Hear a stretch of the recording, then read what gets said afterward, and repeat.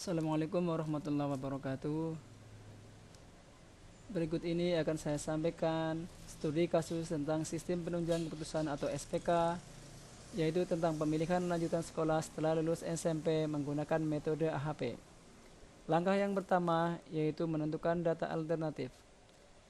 Untuk kali ini saya menggunakan 3 data alternatif, yaitu 1. A1 atau SMA, yang kedua adalah alternatif 2 atau A2 yaitu SMK, alternatif 3 atau A3 MA atau pesantren. Langkah yang berikutnya yaitu menentukan data kriteria. Kriteria yang saya gunakan ada 4 macam, yaitu kriteria 1 atau C1 yaitu biaya pendidikan, kriteria 2 atau C2 jumlah jurusan, kriteria 3 atau tujuan pendidikan, dan kriteria 4 atau lama pendidikan. Yang berikutnya yaitu kriteria 1 yaitu biaya pendidikan. Biaya pendidikan mempunyai 3 subkriteria, yaitu 1. Murah dengan keterangan sangat baik, 2. Sedang dengan keterangan baik, 3. Mahal dengan keterangan cukup. Kriteria 2 atau jumlah jurusan mempunyai 3 subkriteria, yaitu di atas 5 jurusan keterangan sangat baik, di atas yang nomor 2 3 sampai 4 jurusan dengan kriteria keterangan baik. Dengan subkriteria ketiga yaitu 1 sampai 3 jurusan dengan keterangan cukup. Kriteria ketiga yaitu tujuan pendidikan. Yang pertama yaitu tujuan pendidikan bekerja atau dan kuliah dengan keterangan sangat baik. Yang kedua, tujuan pendidikan itu bekerja dengan keterangan baik. Yang ketiga, tujuan pendidikan lanjut kuliah dengan keterangan cukup. Yang keempat, kriteria keempat atau lama pendidikan. Lama pendidikan yang pertama adalah 1 sampai 3 tahun dengan keterangan sangat baik. Lama pendidikan yang kedua 3 sampai 4 tahun dengan keterangan baik. Lama pendidikan lebih dari 4 tahun dengan keterangan cukup. Untuk yang selanjutnya adalah menentukan matrik perbandingan berpasangan antara kriteria 1. Yang pertama kriteria 1 dengan kriteria 1 yang dengan nilai perbandingan 1, kriteria 1 dengan kriteria 2 dengan nilai 3, kriteria 3 1 dengan kriteria 3 dengan nilai 5, kriteria 3 1 dengan 4 dengan kriteria nilai 7. Yang berikutnya adalah kriteria 2 dengan kriteria 1 dengan nilai 0,33, kriteria 2 dengan kriteria 2 dengan nilai 1, kriteria 2 dengan kriteria 3 dengan nilai 3, kriteria 2 dengan kriteria 4 dengan nilai 5. Yang berikutnya adalah kriteria 3 dengan kriteria 1 dengan nilai 0,20, kriteria 3 dengan kriteria 3 dengan nilai 1, kriteria 3 dengan kriteria 4 dengan nilai 5, kriteria 4 dengan kriteria 1 dengan nilai 0,14, kriteria 4 dengan kriteria 2 nilai 0,33, kriteria 4 dengan kriteria 3 dengan nilai 0,20, dan kriteria 4 dengan kriteria 4 dengan nilai 1. Jumlah masing-masing kriteria adalah kriteria 1 1,68, kriteria 2 4,67, kriteria 3 9,20, kriteria 4 18. Yang berikutnya adalah melakukan matrik nilai kriteria. Kriteria 1 C1 dengan nilai 60, yaitu berasal dari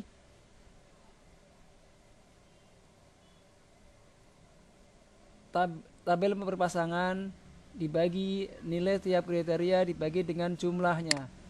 Misalnya yang pertama C1 yaitu berarti 1 dibagi 1,68 menghasilkan 0,60. Yang berikutnya 0,3 dibagi dengan 1,68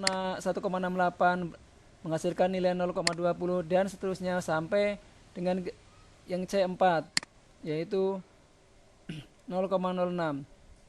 Masing-masing kriteria kita jumlah. C1 berjumlah 12,17, kriteria 2 jumlahnya 1,02, kriteria 3 jumlahnya 0,58, kriteria 4 jumlahnya 0,23. Nilai prioritas berasal dari nilai jumlah dibagi dengan jumlah kriteria. Karena kriteria kita ada 4, berarti jumlah 2,17 dibagi 4 menjadi 0,54. 1,02 dibagi 4 berhasil 0,25. 0,58 dibagi 4 0,14. 0,23 dibagi 4 0,06. Langkah berikutnya adalah melakukan matrik penjumlahan setiap baris. Hasil dari matrik penjumlahan setiap baris itu C1 dengan C1 ya 0,54, C1 dengan C2 0,76, C1 dengan C3 0,75 dan seterusnya sampai dengan C4 dengan C4 0,06. Jumlah dari masing-masing tiap baris yaitu kriteria 1 2,44, kriteria 2 1,16, kriteria 3 0,63, kriteria 4 0,25. Langkah selanjutnya yaitu melakukan perhitungan rasio konsistensi.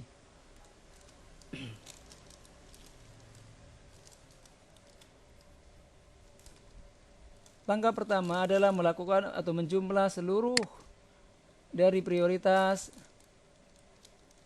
jumlah per baris prioritas dan hasil dengan jumlah atau menghasilkan jumlah 5,47. Yang berikutnya adalah menentukan jumlah konsistensi indeks atau CI. Rumus CI yaitu sama dengan lambda max min n dibagi n min 1. Di sini diketahui bahwa jumlah dari n adalah 4 atau jumlah kriteria ada 4. Lambda max dengan rumus jumlah dari lambda adalah jumlah dibagi n. Jumlah berarti ini 5,47 dibagi 4 menghasilkan 1,37. Konsistensi indeksnya atau CI menjadi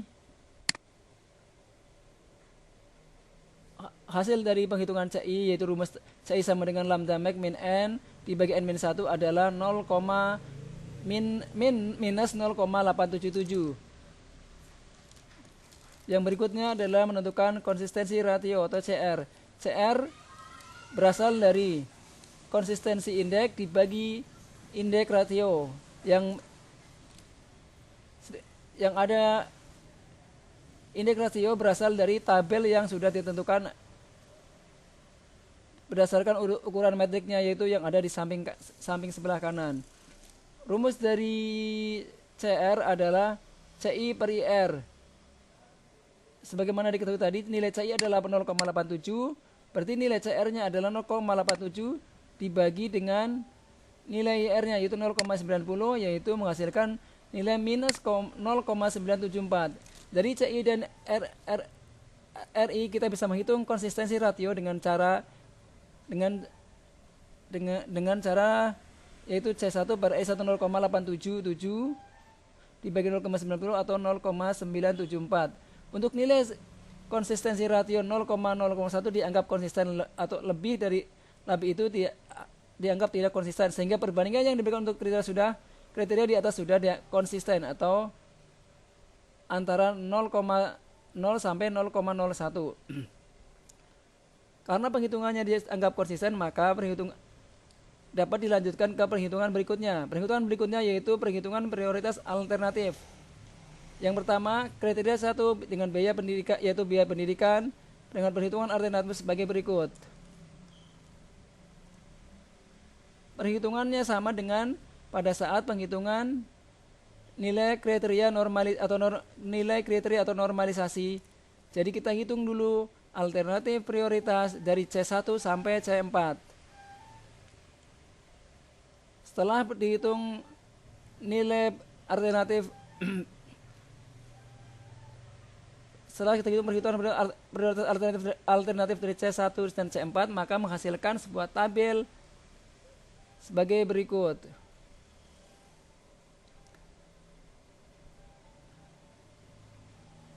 Yaitu terdiri dari bobot prioritas C1, C2, C3, C4 dan prioritas dari A1, A2, A3 dan A4 yaitu C1 sampai C4 dengan jumlah masing-masing nilai adalah sebagai berikut. alternatif 1 atau SMA dengan nilai 1,302, alternatif 2 atau SMK dengan nilai 0,764, alternatif 3 dengan atau MA atau madrasah aliyah dengan nilai 0,337. Dengan demikian dapat kita peringkat, yaitu bahwa alternatif 1 merupakan perhitungan alternatif yang terbaik, yaitu dengan nilai 1,330. Dengan demikian menghasilkan bahwa jurusan SMA lebih baik daripada jurusan SMK ataupun MA. Demikian, terima kasih. Assalamualaikum warahmatullahi wabarakatuh.